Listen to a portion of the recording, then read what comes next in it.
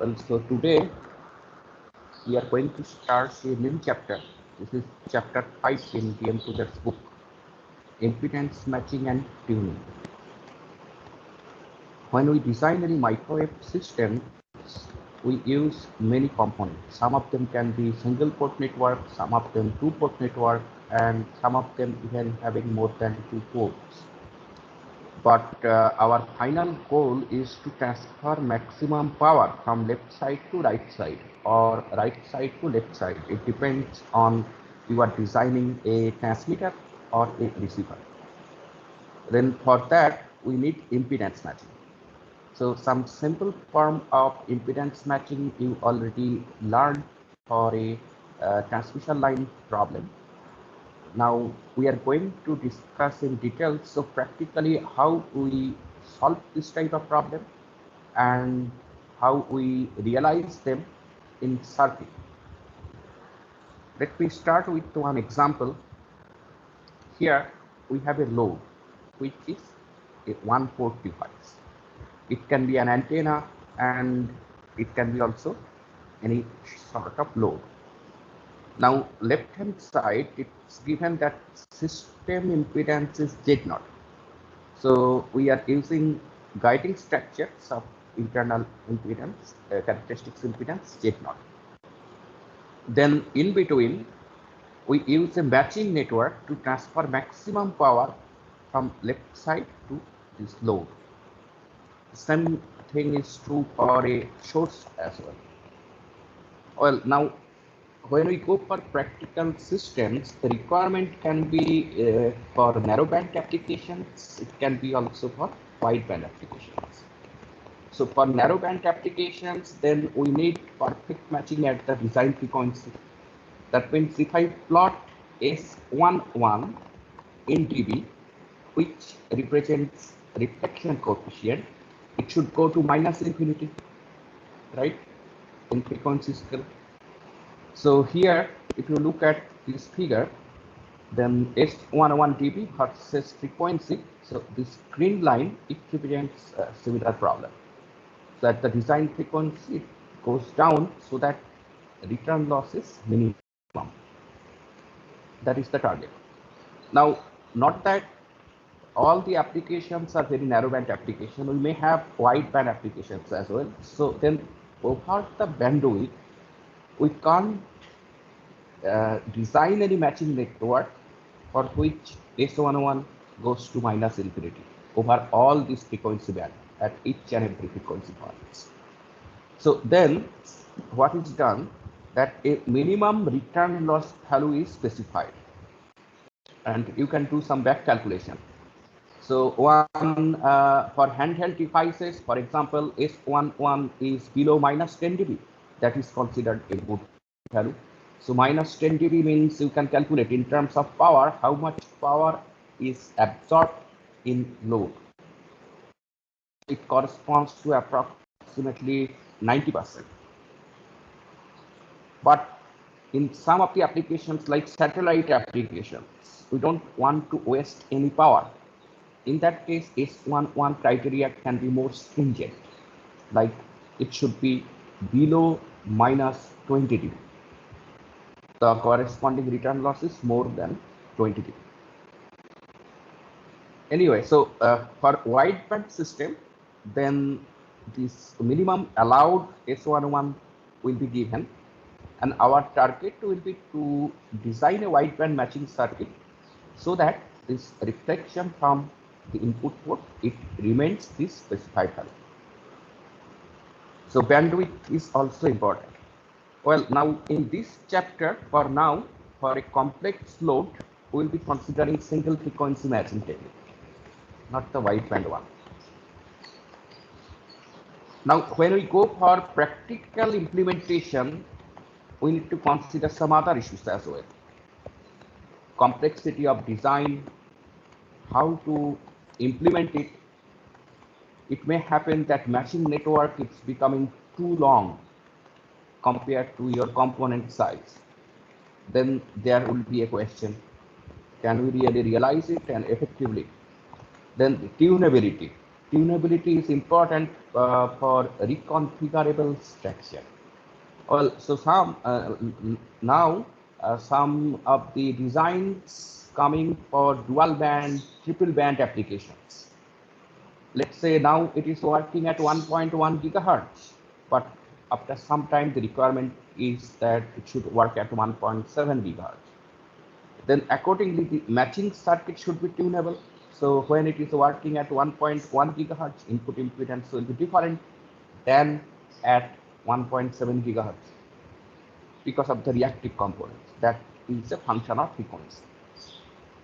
Now what we do when we design with active components, we have several issues actually. So you know that active components are nonlinear components if the input voltage amplitude is higher than a specified value. Now again we will be going back to the to concept which you learned in basic electronics. You recall when you design CE amplifier common emitter configuration using a bipolar junction transistor, you used this term small signal CE amplifier. What that means? How small is small? So the amplifier is considered a linear amplifier. That means the output voltage waveform is an exact replica of the input voltage waveform.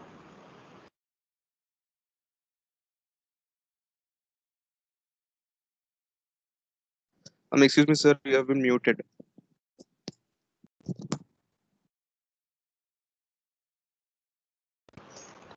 Okay, so for small signal C amplifier, we are discussing that how small is small.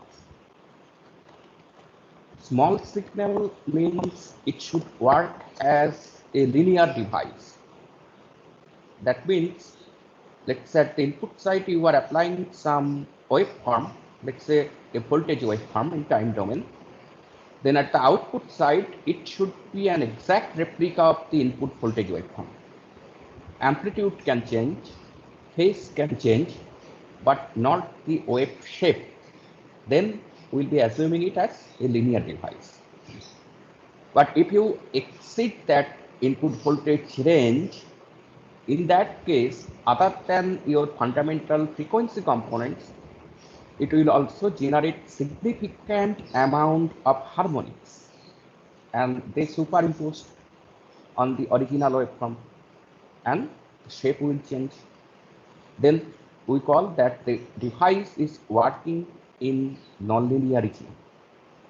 Well, so if the device is nonlinear working in nonlinear region, then as we can see that single frequency analysis is not enough. We also need to consider it harmonics frequencies. So for now, we are not going to do that. We will be considering linear device only, and how to then go for impedance matching for this type of active components, which is working in the linear mode. Well, if it works as a linear mode, then it becomes a simple 2-port or 1-port impedance matching problem. Okay. Now, let us consider this single port load. It can be a real load, or it can be an antenna with complex input impedance. So in general, we'll consider ZL as a complex quantity which is represented by RL plus minus JXL. Well, then how to match it to Z0? We have two different types of solutions. We'll see very soon why we need two different types of circuits. In the first circuit, if you note down, we use some reactance, better to say susceptance, in shunt configuration with ZL. And then we add some series reactance. This is type 1.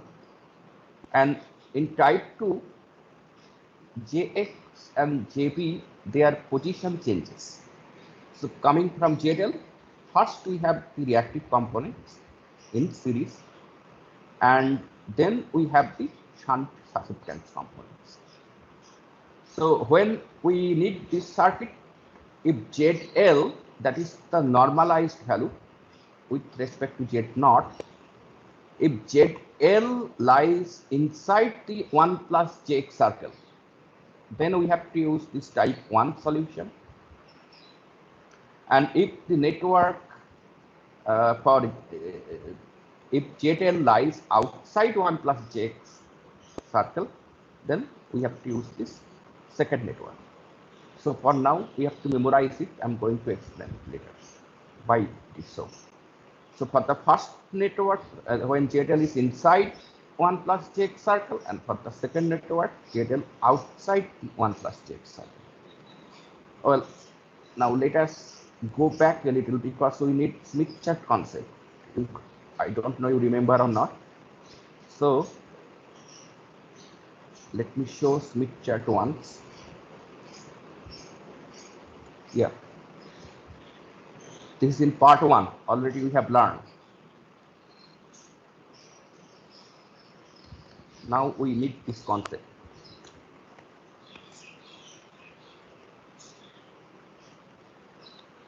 So if you look carefully, we have complete circle which corresponds to different values of R, the real part. And you recall, when we use Smith chart, always we use normalized values, normalized by characteristics impedance of the line, Z0. Well, so we have one R equal to 1 circle represented here by blue line. So if I move along its periphery, X component, that is actually changing. Upper side, you know, it is for inductive load, and lower side it is capacitive load. That is when R minus Jx will be using the lower part, R plus Jx will be using the upper part. So if it is less than 1, what are the values? Then we have the load outside this R equal to 1, because R and X tends to 0 at here, Y equal to minus gamma R, minus 1. So if if we compare the normalized value, then when RL is less than 1, it is outside the circle, and when RL is more than 1, it is inside the circle. And also you note that at gamma R equal to plus 1, R and X tends to infinity, and at gamma R equal to minus 1, R and X tends to 0. And what about the center? At center, it is RL equal to 1 with Jx part equal to 0. So that point actually represents perfect matching condition when ZL is equal to Z0. Well, so with this, then let us come back. What we do?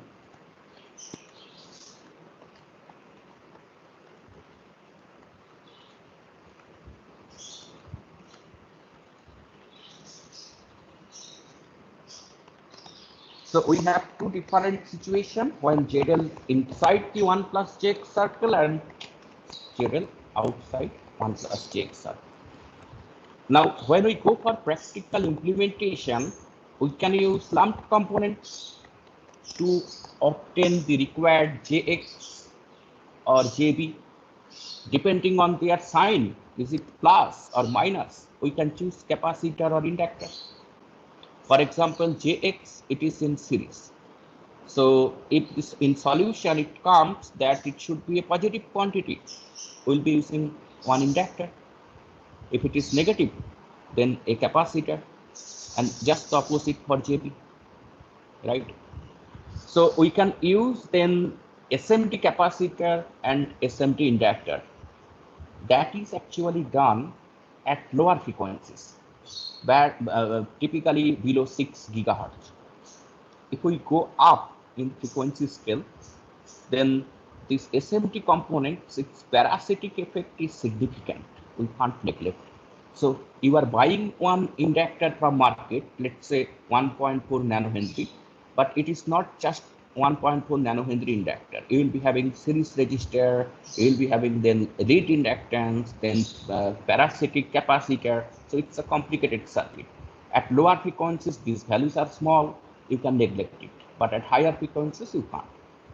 Second point, particularly for the inductor, the inductor, capacitor, both of them, they have self-resonant frequency because of this parasitic. But for inductor, self-resonant frequency is low. It can be even just few gigahertz. Further, R part, we can't neglect for inductor. So the quality factor, it is much lower for inductor. And particularly if you go to higher frequency end, then its quality factor is much lower. It's lossy. So then what we do at higher frequencies, we try to use section of transmission lines only to obtain the required JX and JB for this matching. So then we need to know both of these two techniques.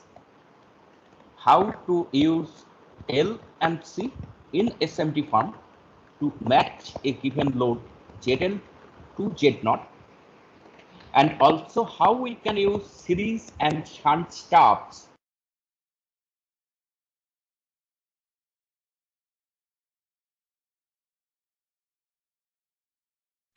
Sir, you are muted. already you learned that we call it stub. Okay, so for now, then at higher frequencies, we will be using the stubs only. Now, what is done in integrated circuit form? In IC, usually the stub sizes are big, even at 10 gigahertz. You can't integrate easily inside integrated circuit. So you are left with only option, you have to use SMT, inductor and capacitor. Fortunately, when you are doing in IC, the parasitic effect is less because we don't have to go for packaging of individual inductor and capacitor. If you buy an inductor from market in SMT form, it comes with packaging, and packaging introduces it increases parasitics actually. So when you are doing any IC design, RFIC, then for the whole RFIC circuit, you will be having a single. Of course, there will be some effect due to this, but overall parasitic effect is less. Anyway, we don't have also any option because we can't use stub matching inside IC unless the frequency is too high when the stub lengths are small. So typically above 60 gigahertz. So for then RFIC, you have to use inductor and capacitor. Well, now for a given arbitrary ZL, then how many solutions we may have? First, we have to choose that, right? So JX, it can be plus, minus. JB also can be plus or minus. So basically, we have 4 combinations from each circuit. So all together, then we have 8 distinct possibilities for matching circuits. Maybe just 1 or 2 of them will work. That we need to find out. Well, so after this, what we are going to do, we will be using Smith chart approach as well as analytical solution approach. So in the analytical solution case, we can solve for X and B by using equations. And for Smith chart, you have to consider a Smith chart. You have to put everything in Smith chart and just follow the steps. So for complicated problem, actually Smith chart approach becomes easier. Here you have just 2 unknown parameters, X and B. But in practice, you may have to deal with hundreds of unknown parameters. So you will see next, just for 2 parameters, how complicated it's becoming. And then when it is hundreds of parameters, practically it becomes impossible to solve manually. So it is better to use the Smith chart. So we will be using Smith chart concept. Anyway, so let us first start with analytical approach, and we will consider these two circuits separately. So case 1, when ZL inside the 1 plus Jx circle. So that means RL is more than Z0, capital RL. Okay, because in Smith chart, everything is normalized. So then you consider the right circuit. So looking from this Z0 into this circuit, whatever input impedance at the design frequency, that should be equal to Z0 for matching. Then we don't have any reflection from this junction, Z0 to impedance matching transformer junction. Well, so what is the input impedance? Looking here, we can do here JB, it is a susceptance. So then ZL, let us consider the corresponding admittance. So it is 1 by ZL. So 1 by ZL plus JB. It is the total admittance between these 2 points. 1 by ZL plus JB, that is the total admittance. And then if I take again 1 by, that becomes impedance, and then we can use it in series with Jx. Exactly that is done here. Jx plus 1 by, you see JB plus 1 by ZL actually, RL plus Jx. Now we equate the real part and imaginary part. You see, we have 2 equations actually, one for the real, one for the imaginary, and how many unknown we have to find out 2. So it seems then it is possible from here. So then we equate the real part to Z0 and imaginary part to 0. And from there, we solve for B and X. So what we see, when RL is more than Z0 or ZL inside 1 plus Jx circle, B may have 2 possible values. Each of them will represent a solution. But X, it has just one single solution. Well, but B, it has since 2 solutions. So here B expression is there. So therefore X also may have 2 solutions. Now, which one will be taking? It depends on many other issues, implementation issues, bandwidth issues. So if there is no implementation issue, then we will consider which one is providing wider bandwidth. Yeah, you see here we are doing a single frequency matching. We don't know if I design, let's say at F0, we don't know at F0 plus 0.1 gigahertz or F0 minus 0.1 gigahertz how this circuit will behave. We don't have any idea because we are considering only a single frequency point. Anyway, so then we can plot reflection coefficient for these different possible solutions, and if there is no other implementation issue, we will consider the solution with highest bandwidth. Now case 2, ZL outside 1 plus Jx circle. So that means RL, capital RL should be less than Z0. So in this case, from the load end, series part will be first component, right? So how to proceed? Input impedance we need to find out. This is ZL, it is in series with Jx, so we'll simply take ZL plus Jx. Now we see we have a shunt component JB, so we convert it 1 by Jx plus ZL, then we add them up, then you have the corresponding input admittance, and if you want to convert it to converting back to impedance, then again you have to take 1 by. So better to the require the admittance. So 1 by Z0, that is JB plus 1 by this term. Now we again do the same thing, separate real and imaginary part and find the solutions. So what we see, X equal to plus minus square root of RL Z0 minus RL minus XL. and B also have two solutions. So we have again several combinations. Just like the previous case, if there is no other implementation issue, then we'll consider the solution which provides highest bandwidth. Well, let us take one numerical example. Okay.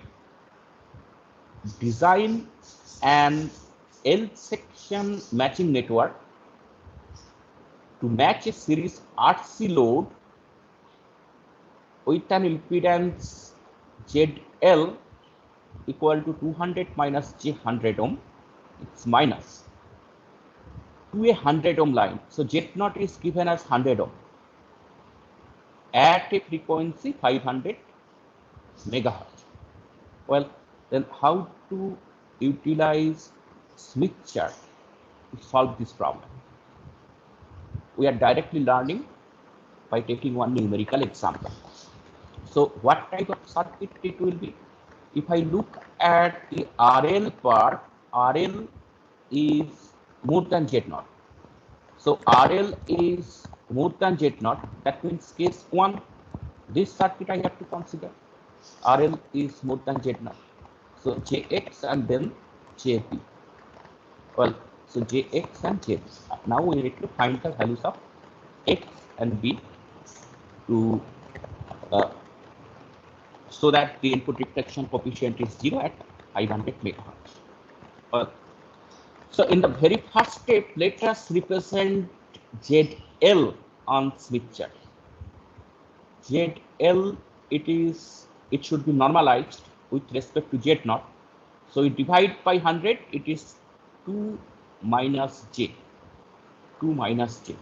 It is inside 1 plus J circle. Now convert ZL to YL. This point we need to learn. That last time when we discussed Smith chart, we discussed about impedance Smith chart and admittance Smith chart, if you remember. So we have a separate drawing of admittance Smith chart, which is basically 180 degree rotated form of the impedance Smith chart.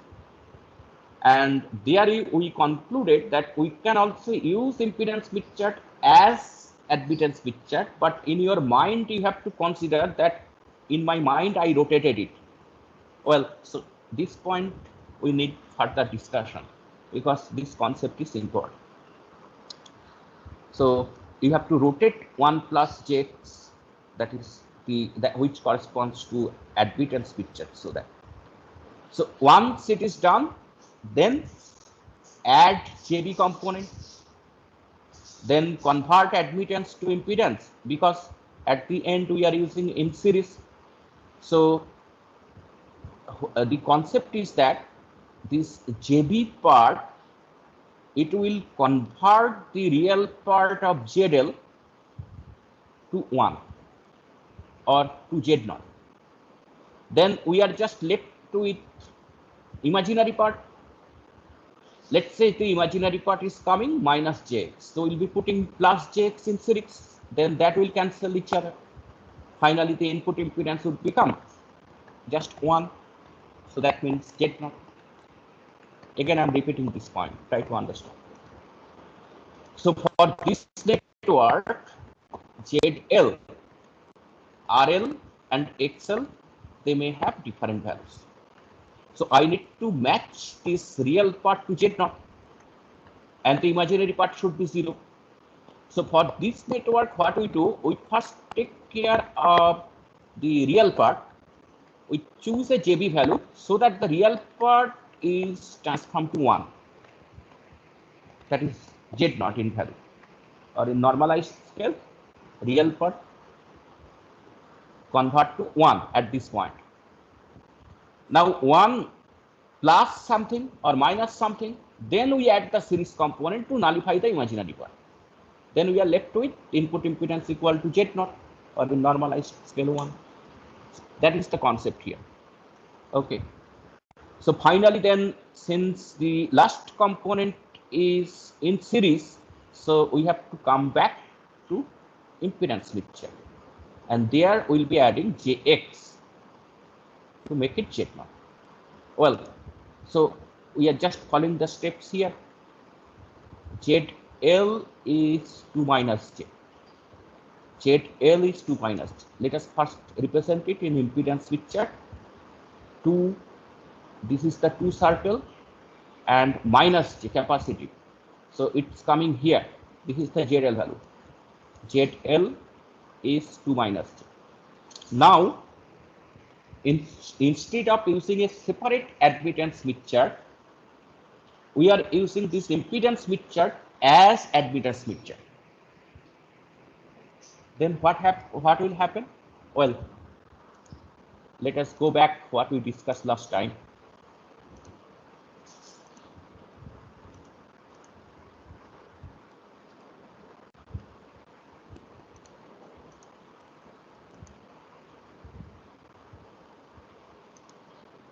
Here you can see. So this is the impedance Smith chart, if you recall.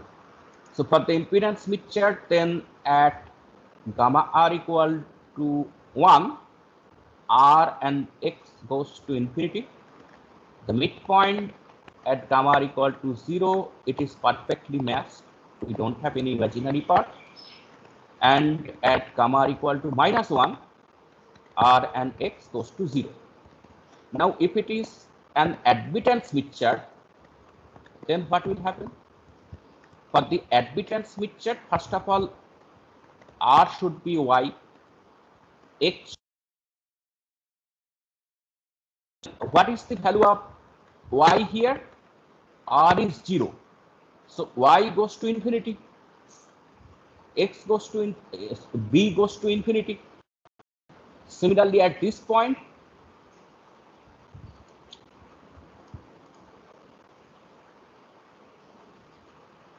can you see my window? Yes, sir.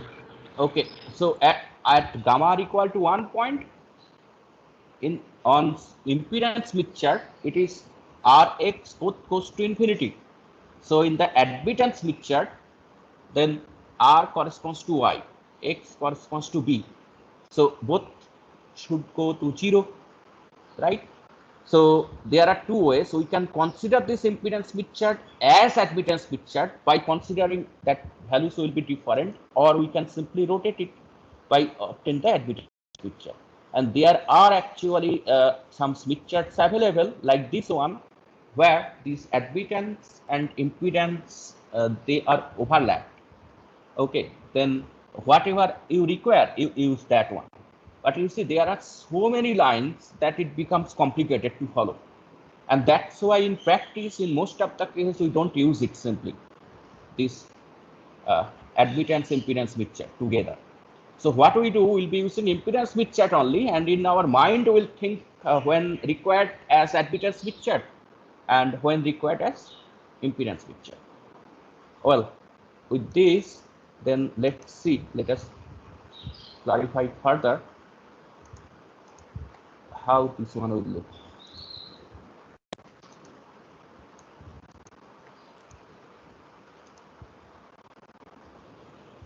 So what was the second step? I have to convert ZL to YL. Why we are doing it? Because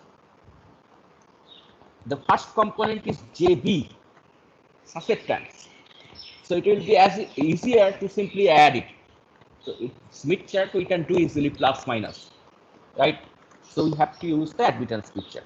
Well, so then here, first we need to convert ZL to YL, considering this impedance Smith chart is now become, it is now admittance Smith chart. Let me explain this further. Okay. Here, left side, I am showing the admittance Smith chart. Right side, impedance Smith chart. Now, what is the value of ZL? It is given 2 minus J. So it comes RL equal to 2 circle and Jx equal to minus 1. So 2 minus J is this point, ZL. So if I convert it to YL and put it on admittance Smith chart, where it will be? ZL, that is 2 minus J. So you take 1 by 2 minus j, 1 by 2 minus j, then we multiply both numerator and denominator by 2 plus j. So it becomes then 2 plus j divided by 2 square plus 1. So YL is coming 0.4 plus j 0.2. Well, so in the admittance Smith chart, you see for both of them upper side inductive, lower side capacitive, but here 1 by. So YL 0.4, YL 0.4 circle is this one. And now what is the susceptance part? It is plus 0.2 capacitive. They are considering Y. So 0.2 you follow here. Well, so if admittance Smith chart and impedance Smith chart, they are overlapped, they at the same position. But now we are not going to use that overlapped Smith chart. We will be considering this impedance Smith chart now as admittance Smith chart. If I consider impedance Smith chart as admittance Smith chart, then all the plus j plus, it should represent capacitor, minus it should represent inductor. I am considering impedance Smith chart as admittance Smith chart in my mind. So all this plus now for Y case, it becomes capacitor, minus case inductor. Well, so if that is the scenario and all these values now represent 1 by ZL form, then we have to draw 0.4 plus 0.2. So 0.4 is somewhere in between here, that circle, and plus 0.2 is here. So you see, then YL is here on the admittance scale. So basically, gamma, that depends on ZL. Gamma is not changing. So from center, if I draw a circle considering the center to ZL as radius, then YL will be on the same circle. And not only that, if I connect ZL and YL, it should pass through origin. That is RL equal to 1 point. So simply then on the impedance Smith chart, if I want yes, hotspot పెట్టుకోవాలంటే నేను నాకు sorry, కావాలి class ఉంది నాకు any issue? Hello. Sir, could you explain that once again, so that they will lie on the same circle? Okay. You see, for the admittance Smith chart or impedance Smith chart, left side or right side, if the load is same, then gamma remains same. Gamma can't change. Reflection coefficient, magnitude of reflection coefficient. Yes, sir. Right?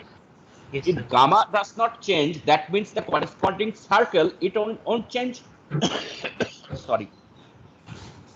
So if you remember the constant gamma circle, how we draw? We take the radius and take this r equal to 1 as the origin, and with respect to that we draw the circle, right? So here the radius is from 1 to ZL. So radius is 1 to ZL, this one.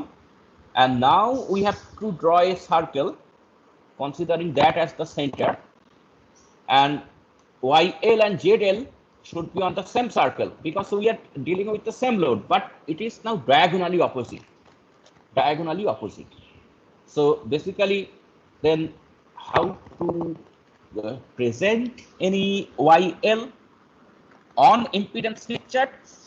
We first put ZL on the impedance Smith chart, then draw a circle through it considering the center point as origin, and then you connect a line from this point through center and see where it crosses. That will give you the YL on impedance Smith chart. So basically now you are considering this one as admittance Smith chart the moment you represented YL. Well, this is conceptually important. If you have any issue, Please ask. You can switch on microphone.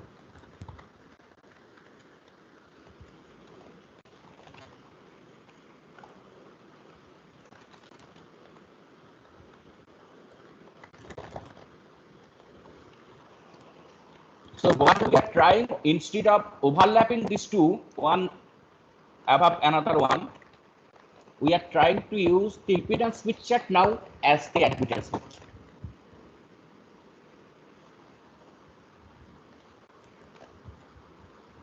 Okay, I assume then you don't have any problem. We go back here. What was the second step? Now you have to convert it to admittance Smith chart. So convert it to YL 0.4 plus J.2. So we do the same thing, draw a circle here through ZL and consider this line along diameter. So we have this YL 0.4 plus J point. Well, what is the next step?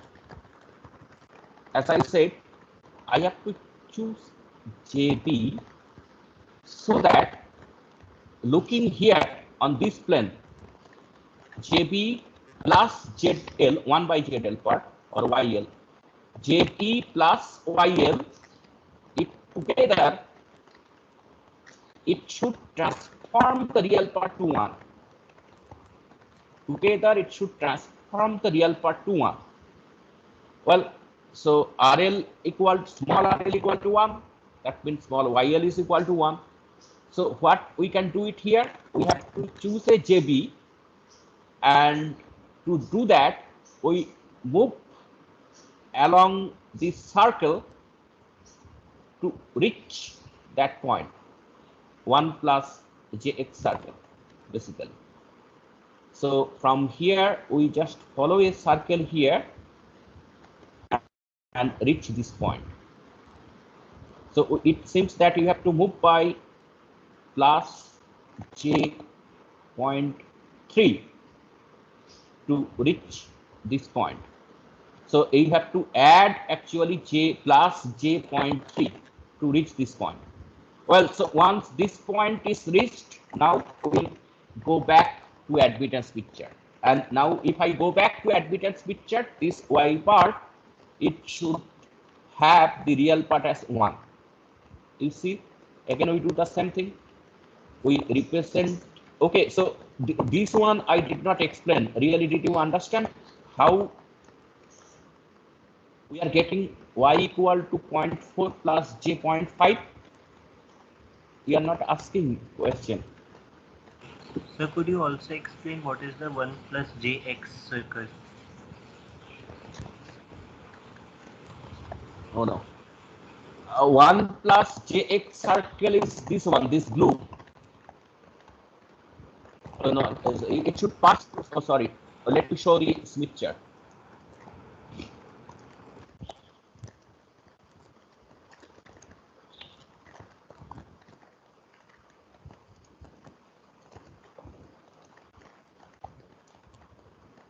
Here,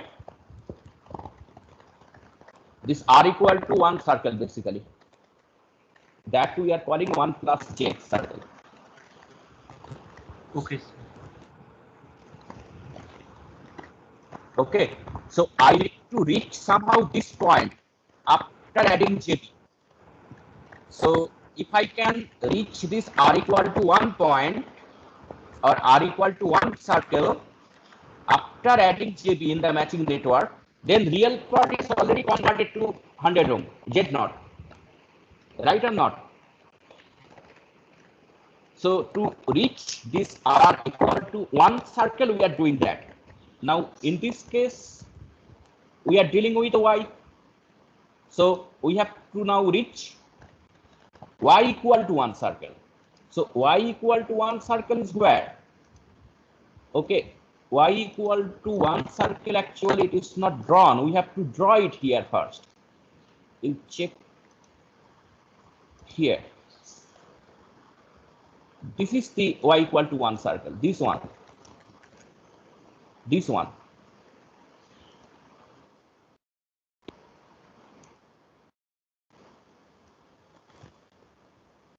this one, because now we are considering the impedance chart as admittance. The values we are considering at admittance as admittance. So that's why ZL, you see ZL, it came to this side as YL. So similarly, the circle should come to this side. I have to consider all each and every point. So if I compare here, this is the R equal to 1 circle. And now if I convert it to Y equal to 1 circle, then you see capacitor, it's becoming opposite side plus, sorry. So capacitor, in this case, it is impedance scale negative, but if I consider impedance Smith chart as the admittance Smith chart, then this represents actually the capacitor. It is becoming plus. So similarly, R equal to 1 circle. Now, if I consider this one as the impedance Smith chart, of course, it is not Y equal to 1 circle. I have to transform it to Y equal to 1. So we can do for each and every points, and then you think each and every points I'll be passing through this diameter, just how we did for ZL equal to YL. So basically, we have another circle here, left hand side. So which is passing through this plus J 0 point and 1 point.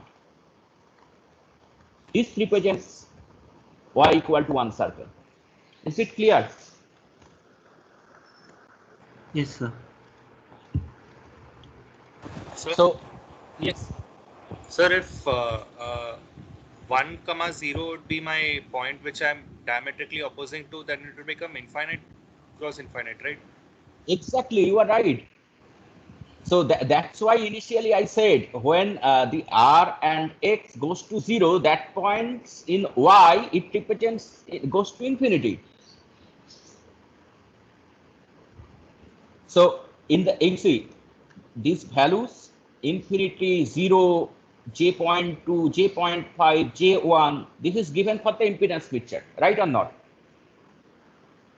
Yes, sir. Now, at this point, gamma R equal to -1, Rx that goes to 0, right or not? Yes, sir. Now I am considering this Smith chart as admittance Smith chart. So everything in terms of Y. So if that is the case, then at this point, but we are not changing the value like how we did left side admittance Smith chart. We are using the same Smith chart as admittance Smith chart. So here now, then it represents that your Y part, imaginary and real part, goes to 0. So basically, short circuit becomes open circuit becomes short circuit, if I consider the impedance Smith chart as admittance Smith chart. Do you agree or not? Yes, sir. Because we are using the same value here. So that means in the impedance Smith chart, lower side was capacitive, but without going to admittance Smith chart, if I consider this impedance Smith chart as admittance Smith chart, then lower side is actually inductive. Because now it is Y, susceptance, you consider. Right? Yes, sir. So if that is the case, then ZL, let us take it to YL. We are moving to admittance Smith chart. Well, so YL we explained. Similarly, R equal to 1 circle, you consider each and every point. I need to do the same thing, draw a circle, and then it becomes basically mirror replica. So that new circle, Y equal to 1, it should pass through 1 and 0. Because the short circuit or open circuit condition we can't change, that remains same. On the impedance Smith chart, open circuit condition right side. In the admittance Smith chart, now open circuit condition left side. So it should pass through this point and 1. Well, so this is the circle, this black one. That corresponds to Y equal to 1. Well, so that's why to reach this point, because our target is here, as I explained. If you look here, after adding JB, then the real part should be 1 for impedance scale. Impedance scale, real part should be 1. Well, so we are then trying to reach this YL equal to 1 circle. Now we can go like this. We can also go all the way from here, here, here, here to here. This is the second solution, right? YL equal to this circle, I need to reach basically. I need to make the input impedance the real part. So we are moving on the same R circle, right? In this case, when we are adding the like Yes. R equals Not to R, 0.4. say Y This is circle. Y. Yes, Yeah. sir. So you can change the susceptance, no problem. Because susceptance, then whatever input reactance will be, that will take care later up by Jx. Now my target is to make that YL, not YL, the corresponding ZL real part 1. Well, so I can move along this. We can reach here. We have a solution, and we can further follow this circle and come back here. We have a second solution. So second solution we are not taking because it's too long path. That means if you go to stub, you have stub dimension much longer. Okay. So then let's say this is the solution. Now we have to convert it to jet. Do the same thing. Come back to jet impedance Smith chart. So you draw a gamma circle and then go through center, follow the diameter, and it's coming then Z equal to 1 minus J 1.2. What is this Z? This Z actually seen by this, represented by arrow after adding JP. So we fulfilled our target. Real part of Z is 1. Right? Now you see why we use this circuit. If YL is not inside this, outside the circle, then how to reach it? It may happen YL is here. Now if I follow any YL, constant YL circuit, then we can't reach this Y equal to 1 circle, right? We don't have any solution basically. So that is why for two different cases we have these two different networks.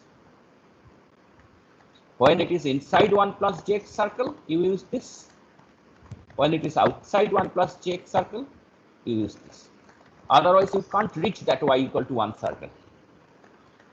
Well, so finally we have 1 minus J12. Now it is simple. We have to add plus J1, J1.2, so it cancel out, right? So add Jx equal to J1.2 and the impedance Smith chart, so that cancel out. Now this stub length, well, you can take open circuited stub, short circuited stub. Now usually we avoid open circuited stub. Okay, we can usually we take short circuited stub. Well, this one I did not show. Okay, here stub length later in the next problem I'll be showing. Here actually we use the corresponding C and L. So Jx and Jb value already we have. Jb from here 0.3, from computer actually more accurate value is 0.29. Here Smith chart, since we can't separate, it's showing like 0.3. Jx, it is coming 1.22 from computer simulation actually. CAT calculation. Well, so now we have to multiply it by 100 ohm. We normalized it previously, na? And then you do it at 500 megahertz. So JB and Jx you represent by capacitor and inductor. Here it is negative. So we need some plus value to cancel this, minus 1.2. So corresponding values are coming 0.9 to 38.8. This is one set. We have actually two sets. This is the solution. So in the first set, series inductance 38.8, capacitance 0.92. In the second, 2.61 picofarad, 46.1 nanohenry. You see, not that always series one is capacitor. Same ZL, we have two different solutions. Sorry. Now if I plot gamma for these two different cases, we have variation like this. Now depending on your requirement, you choose. whatever you like.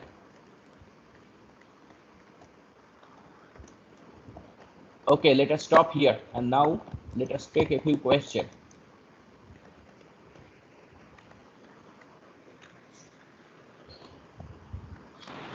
Sir, so when we reflect, we take ZL as a point, and when we reflect it, so we get the equivalent YL, right? Hmm. So the circle that we draw on the left hand side in the diagram, Yes. that was the corresponding RL equal to one circle in the admittance chart. Yes. Okay, sir. Because the values are now we are considering as admittance value, as I said here. Yes.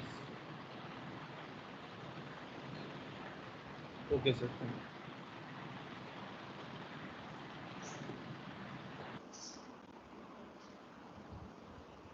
Okay, then let's stop here.